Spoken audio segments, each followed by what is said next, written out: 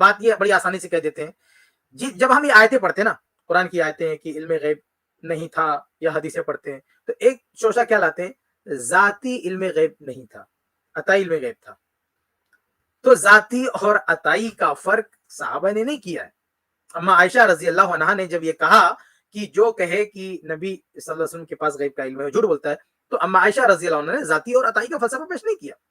تو اللہ کے, اور میں نے پہلے بھی پچھلی کسی اسٹریم میں واضح کیا تھا کہ اللہ کے نبی صلی اللہ علیہ وسلم کو جو علم غیب کا دعویٰ کیا جا رہا ہے وہ نہ ذاتی طور پر نہ عطائی, نہ ذاتی طور پر یہ تو کوئی مانتا ہی نہیں, اور عطائی طور پر بھی یعنی اللہ کے نبی صلی اللہ علیہ وسلم کو دیا بھی نہیں گیا. اور ذاتی طور پر تو بھائی علم غیب کیا, یعنی یہ ذاتی اور عطائی کی فرق کیوں آئی بھائی؟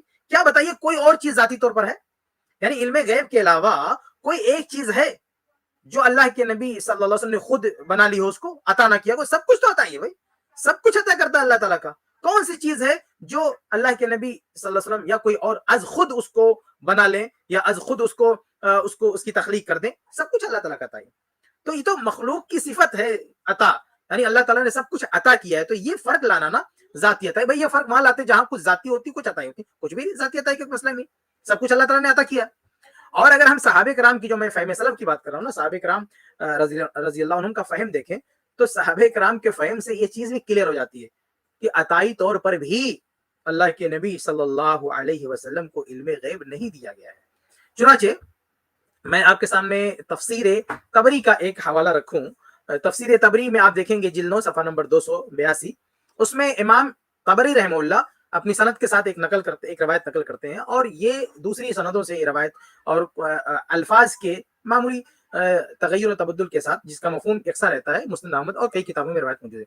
اس میں عبداللہ بن مسعود رضی اللہ تعالیٰ عنہ کیا فرماتے ہیں, کہتے ہیں کہ اعطی نبیکم, تمہارے نبی کو عطا کیا گیا, کل شیء, ہر چیز تمہارے نبی کو صلی اللہ علیہ وسلم کو عطا کیا گیا, الا مفاتیح الغیب, لیکن غیب کی کنجیاں عطا نہیں کی گئیں. تو لو بھیا, آپ ذاتی عطائی کی بات کرتے ہیں تو صحابہ سے بھی کلیئر ہو گیا کہ عطا بھی نہیں کیا گیا.